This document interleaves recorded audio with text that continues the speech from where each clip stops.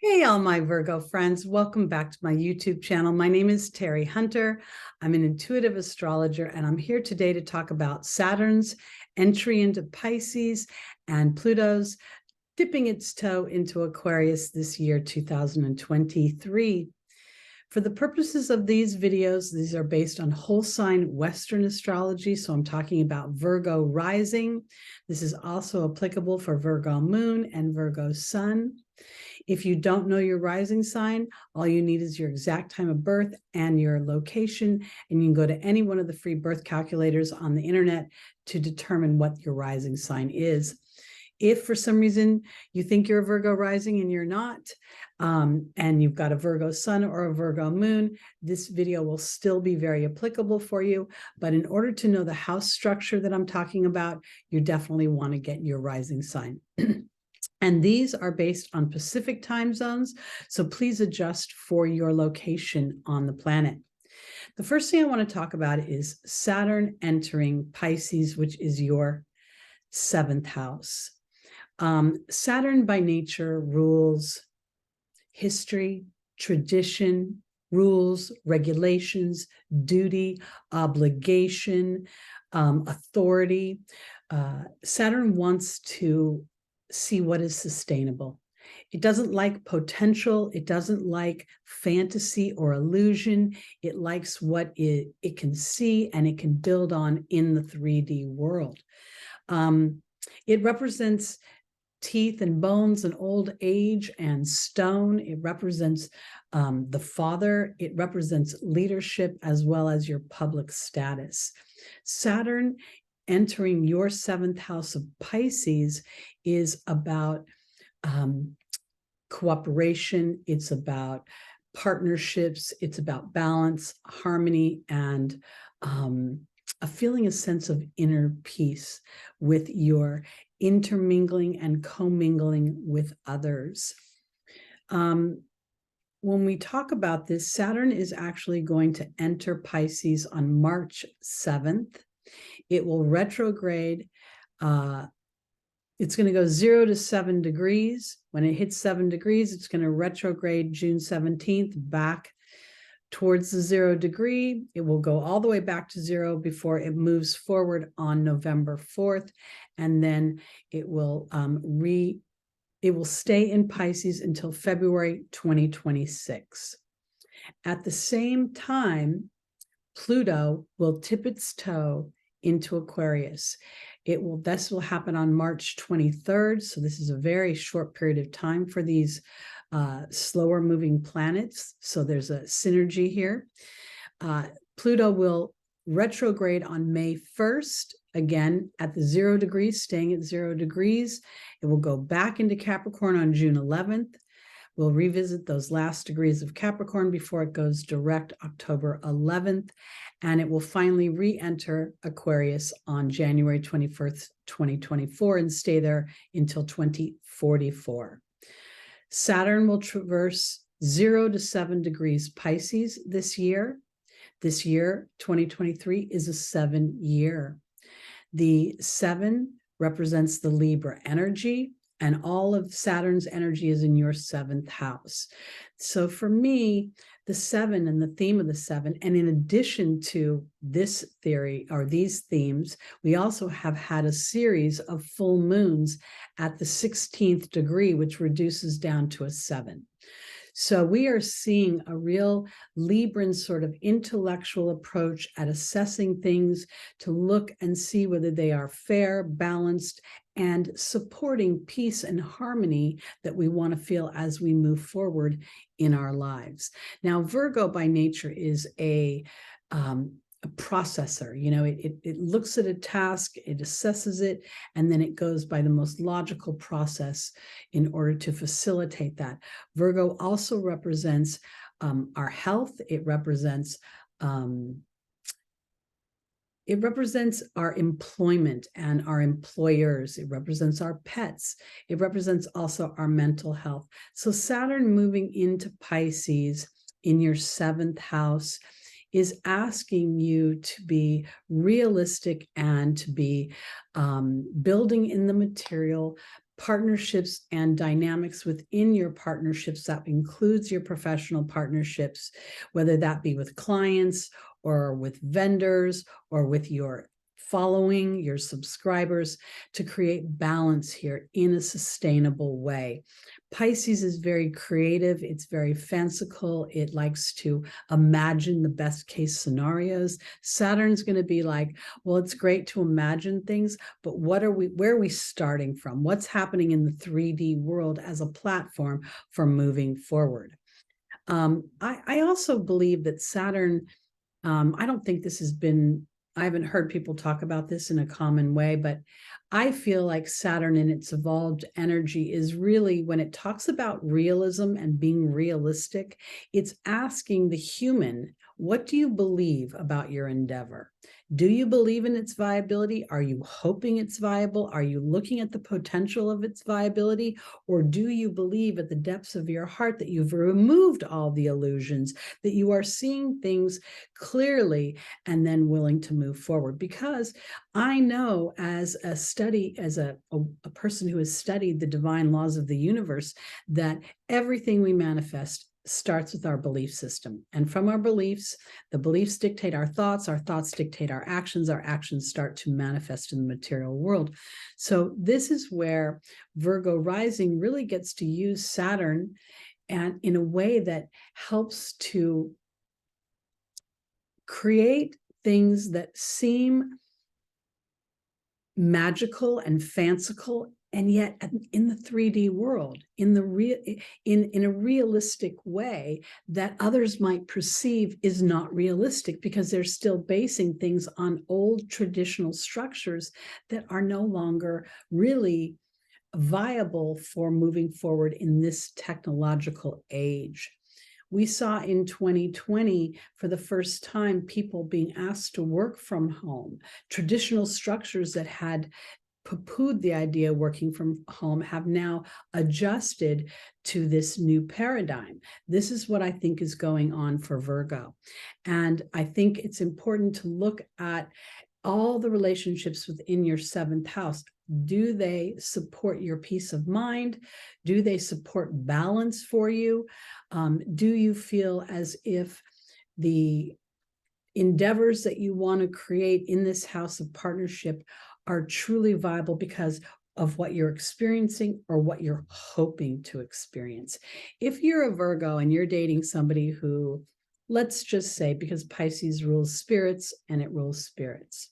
So let's say you're dating somebody and you start to notice that they have one too many drinks. And when they have one too many drinks, their personality changes.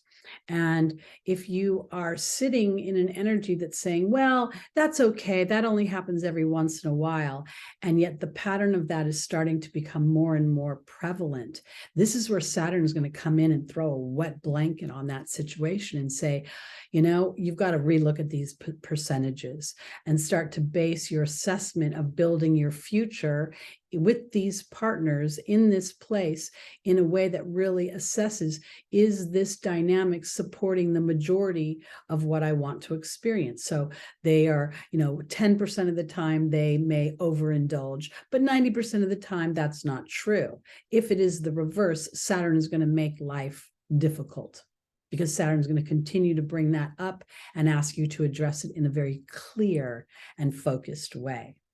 We also have Pluto entering Aquarius, which is your 6th house and the natural house that you rule. So here we're going to see an opportunity for you to really unshackle yourself, both physically, mentally, emotionally, spiritually, from any energies that are not serving your highest and greatest good, anything that you may feel enslaved to. Pluto by nature gets to the underbelly of things. It removes toxic energy, or at least it brings toxic energy to light. Pluto rules money, it rules other people's money, it rules death and taxes, it rules sex, it rules the occult, it rules toxic energies that are hidden underneath the surface, that in order to live a balanced life, get to see the light of light of day, is the way I want to put it. Aquarius is very liberating energy. It is rebellious to tradition. It is an energy that is brilliant and genius in its ability to see past what is and in many ways what can be. But the difference here is that Aquarius is taking a more scientific approach than Pisces. Pisces is more in the realm of imagination, whereas Aquarius is more in the realm of science. Let me experiment and prove my hypotheses. So here, I think that Virgo rising is going to get an opportunity while Aquarius spends this brief period of, Pluto spends this brief period of time at the 0 degree of Aquarius to really start to look at the energy that Pluto is offering and to start to assess if my 6th house matters are serving what I want to experience.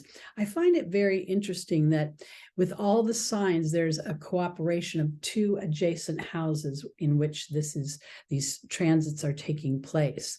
So as you, Virgo, identify what the toxic Plutonian energies that are not serving you in your 6th house dynamic, it will lead to this ability to be more tenacious and disciplined and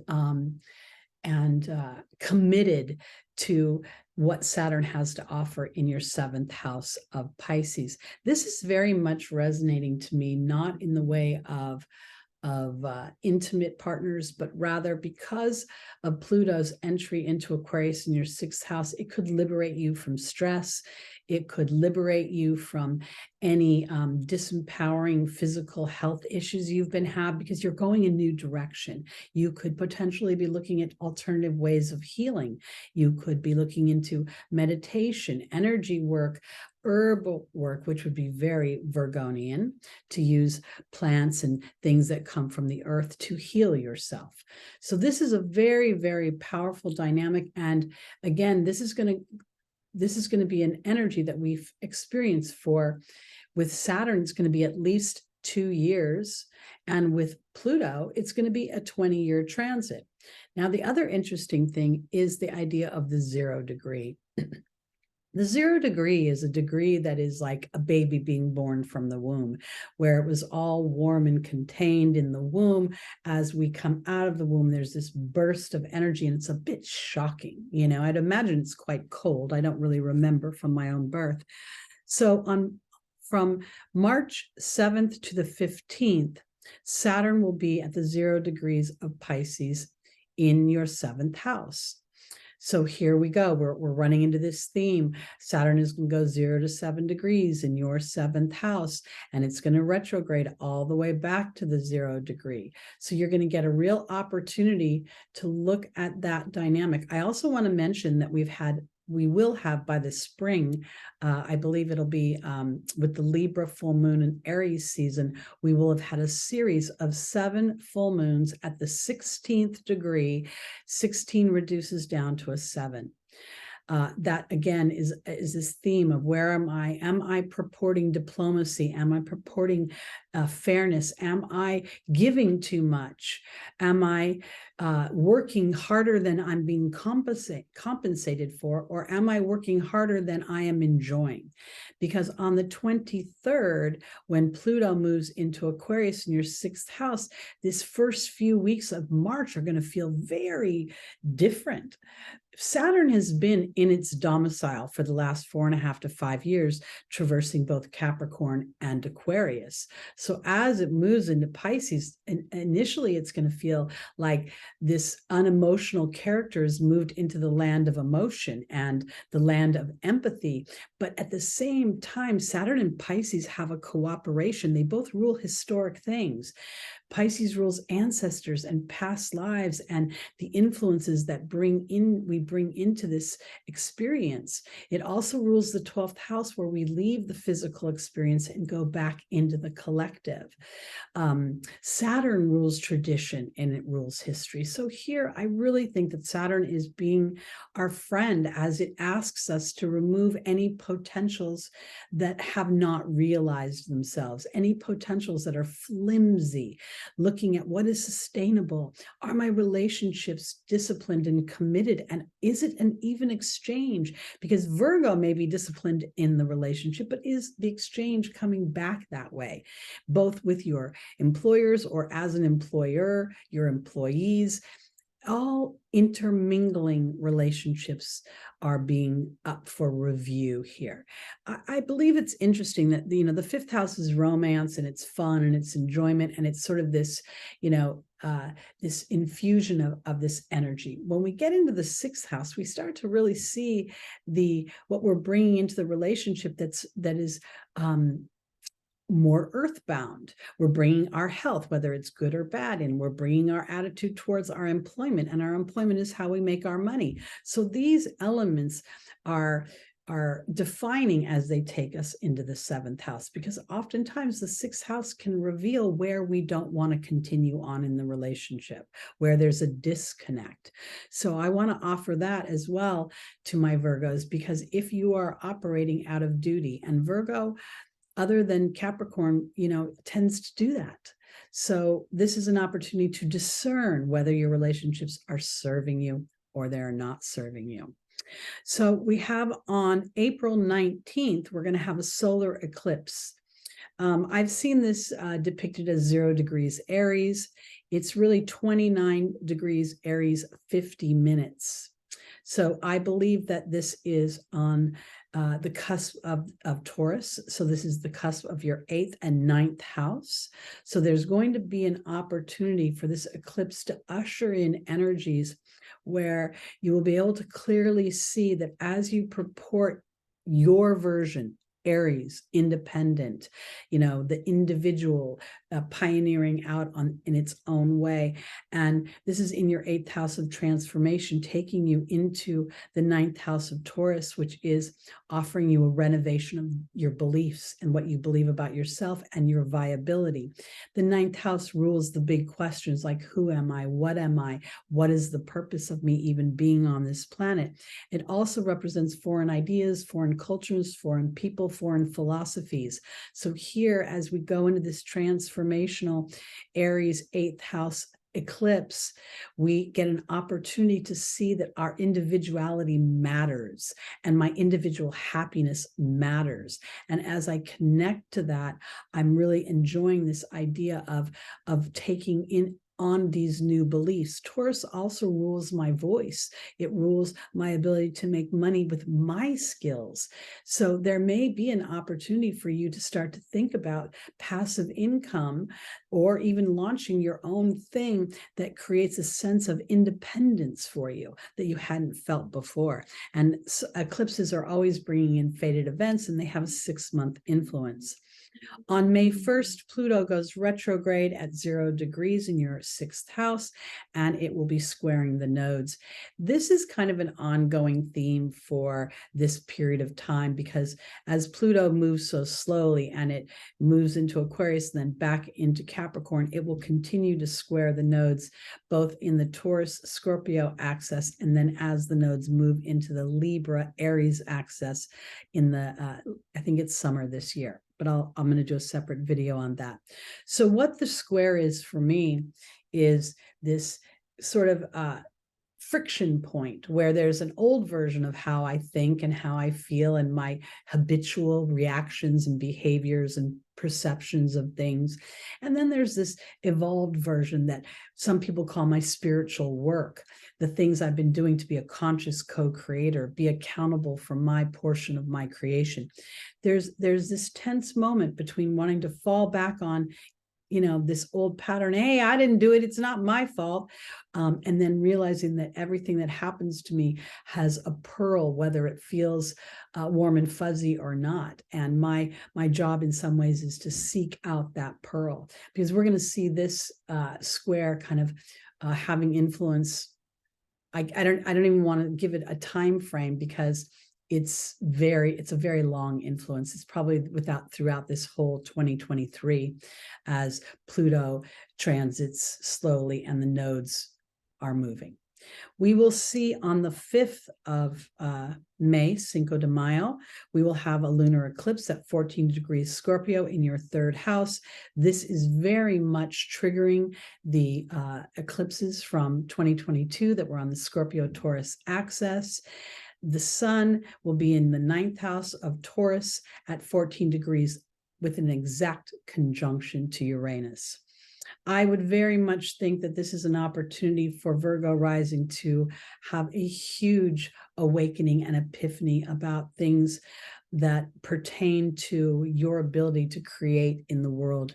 The 3rd house rules my thinking, my teaching, my writing, my speaking, how I interact with others, my teammates, my workmates, my siblings, my cousins. So there's a bit of my childhood that is in my 3rd house energy. And as I see this eclipse sort of illuminating where maybe I've held myself back, because the sun in Taurus at the 14th degree, which is the Taurian degree, is one, it's saying to me that I get to rebel against where I've been categorized, and I get to innovate and renovate who and what I am and bring this new belief into my 3D world where I can go out and make money and create resources for myself. Uranus rules Aquarius. It rules the internet. It rules, large systems, and it rules my hopes and my dreams. And Pluto is going to move into your 6th house. Uranus rules your 6th house. So these eclipses are going to be very powerful. You may not see the results right away, but you will start to feel the energy as we become more energized by the renovation that these planets are offering us. On the 16th, Pluto is now retrograde, 0 degrees, Aquarius in your 6th house, and Jupiter has just entered Taurus, and it is making a square. Jupiter is coming up on a conjunction with the North Node, so this is going to be a real feeling of wanting to get on with it, with the new version of myself, with experiencing these new things, with using my skills and taking myself into new territory that I've never done before. And yet at the same time, I feel like Pluto retrograde is about pacing myself, being aware that it's just not about process of A, B, C, D, etc., but the process of being aware of my mind and me approving as a Virgo rising of my own journey, and sort of kind of looking at myself as the leader of this journey and everyone else joining me along this journey, meaning those that are observing it. Because I think that Jupiter is going to expand your ability or your willingness to think you're able and capable of having your hopes and your dreams come true, and maybe even, untethering you from obligations and duty attached to your work environment, which is affecting your mental health, which is affecting your physical health, because it's been creating a lot of stress as you could potentially be purporting behaviors or work dynamics that are no longer really authentic to the truth of who you are. Again, Pluto is going to bring up the underbelly, any toxic energies that are not serving the highest vibration and my highest and greatest good. On this 20th of the 20th of May, Mars will be at the 0 degree of Leo, just entering Leo, your 12th house. Your 12th house. No, yes, sorry. I double checked these things and I still question myself. This is interesting to me because the 12th house is the house I cannot see, the house that is behind me. Leo is all about my personal pleasure, my fun, my romance, and now it's sitting behind me. Am I recognizing my own talents? Am I recognizing my own charm, my own leadership ability? Because this influence is going to be felt for about 2 weeks, and it's Mars moving into Leo, which Mars is so excited to enter Leo after being in Gemini and Cancer for a very long period of time. I think Mars is very frustrated having to be in Gemini for 7 months. going back and forth, re-evaluating how I think, how I speak with others, and am I actually being in an exchanging energy? Because sometimes Mars is not in an exchanging energy. It just wants to kind of say what it has to say and then move on. So here, I think this is an opportunity for you to really assess your hopes and your dreams. The 12th house, Pisces, is a very creative house. It is where we have our imagination, our fantasy. It represents film and photography and dance and music and art and poetry. And so here, Mars is going to want to bring that 12th house energy out into the world. There's an opposition with Pluto in your 6th house here. And again, Pluto's still retrograde, still at that 0 degree. And now it's making a T-square to Jupiter, or this Mars's transit is making a T-square to Jupiter and to the North Node. So there's this period of time where you might be better served to sort of spend some time alone and really evaluating how you want to foster and nurture the chapters of your life moving ahead. Are you willing to be tenacious and to be determined and committed, as Saturn is asking you to be, as it traverses your 7th house, about your own personal creativity and moving that story forward? It's like as if the 12th house, Mars in your 12th house, and spending time alone could bring ideas that actually create tension, because those ideas seem so much fun, and yet then you look over at your money. How do I make money at that? How do I continue to thrive and foster what feels like so much fun? This is where Jupiter comes in and gives you an opportunity to expand what it is you believe about yourself. And as you start to take that spiritual journey into some of the more concrete elements of spirituality, which are the 12 divine laws of the universe. The law of gravity, which we are all very familiar with and we take as law, is no more powerful than the law of attraction. But the law of attraction is in the Ethernet somewhere of our thoughts. And we as humans want to see the cup be a cup. We don't want to conceive a cup.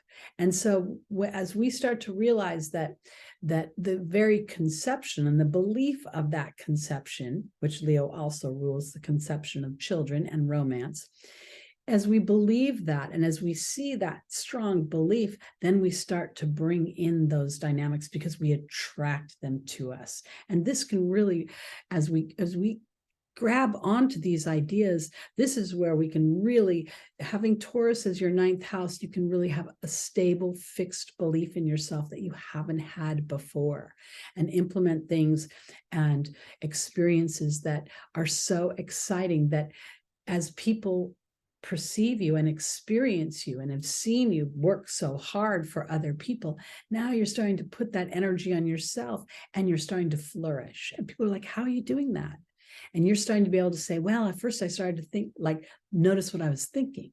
And as I started to notice what I was thinking, I started to put more discipline into those thoughts. Does that thought serve me? Because this is Saturn in your 7th house of Pisces, creating this sense of realism for your dream life that then will attract the partners and the harmony and the peace and the diplomacy and the opportunities that will be needed to move the story forward. Very exciting times. On June 2nd, Saturn in Pisces, again in your 7th house, is now making a sextile to Jupiter and the North Node, who are now conjunct at 3 degrees. And they are making a trine to the South Node in Scorpio in your 3rd house. So here again, we're seeing a little bit of the eclipse energy being revisited about, a few weeks later. And this is a cooperative energy, both the trine and the sextile. So as I'm willing to be disciplined, I'll tell you, doing these videos, I had this idea of putting these two planets together. And I knew the videos would be long, and I knew they would take a lot of time to record. And I don't just start recording and boom, there I go. I make mistakes. I have to start over. A jackhammer goes off. There's construction all over my neighborhood, like north, south, east, and west, not to mention roofers, etc.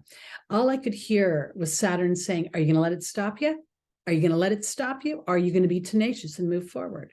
And I felt like when I said, okay, maybe I can't get all my videos done, but if I even get one done today in the midst of all this mayhem, I'm moving my story forward. In addition to having mayhem around me, as a result of some of the mayhem around me, it affected me directly, and my Pluto plumbing, has gone awry. So I'm still waiting for workmen to come and to fix that. But as I perceive things and I start to get frustrated, oh, I can't do this because this person needs to show up, or this person needs to do this, I realized that what Saturn was saying is, really? You can't do anything? I bet you can. And I started to play to that. All right, yes, I can. I can push past this moment. I can make something happen even when I'm feeling frustrated. And then I felt accomplished. And this is what I think is so powerful for the Virgo rising, because when you push past what you feel is blocking you or getting in your way, you feel very powerful. And this is Saturn's gift. So this sextile between Saturn and Jupiter in Pisces, and Jupiter being in Taurus with the North Node, feels like I'm going to start to be able to bring the things that I dream about in my private time into the 3D world. I'm starting to trust it more and my ability to make it happen. On June 11th, Pluto retrogrades back into Capricorn, your fifth house. This is again, we're seeing this Leo energy in the fifth house of conception of children, the idea of your own personal pleasures and fun and enjoyment. And I really want to say this because Virgo, being such a dependable and practical sign, will sometimes say, well, let me get my work done before I can have fun. And then more work gets piled on and the fun keeps getting pushed out. So now Pluto retrograding in Capricorn of your fifth house, it's time for you to start to see how fun works for you, how the balance of enjoyment and pleasure and downtime actually brings more life to you and more energy to get the things you want to do. Because when Pluto re-enters Aquarius in your sixth house in January, I think this is going to be a go time. It's going to be time to like boots to the ground, making it happen. And I think it's going to be very exciting because I think you're going to be prepared. On June 17th, Saturn will start its retrograde at 7 degrees Pisces. Again, it's traversing 0 to 7 degrees of Pisces. So any one of the mutable signs will experience either a square or an opposition. And as you're aware of that, you can take advantage of that. You also may be experiencing your Saturn return right now, either if you're around 29, 30, 58 to 60. And this is an opportunity to master your spirituality, master your connection to the other side, master your awareness of habitual habits that may have been fostered from an earthly perspective. And now you're more willing to look at it from a soul's perspective. Because as Saturn goes retrograde at 7 degrees Pisces, it is making an exact sextile to Jupiter now at 7 degrees Taurus. So this is a real hunkering down of looking at what you believe about yourself. Are you willing to expand those thoughts? Are you willing to put yourself in the mix of priority? Are you excited about this as well, and rather than looking at it as a journey that you must endure? And I think that could be a little bit of a landmine field, because Virgo, being a processing energy, being something that analyzes things, as you are used to being an earth sign and looking at things through human structure, it may take a minute for you to recalibrate into these ideas that thoughts are things. The law of attraction is actually, it works. And if I pay attention to what I focus on and what I'm determined about and what I'm intense about, and then I see people and experiences show up like that, and then I assess whether or not I am enjoying those things, Because if I'm not enjoying them, my willingness to pivot, to move into a foreign territory, Jupiter, is going to start to recalibrate all those things.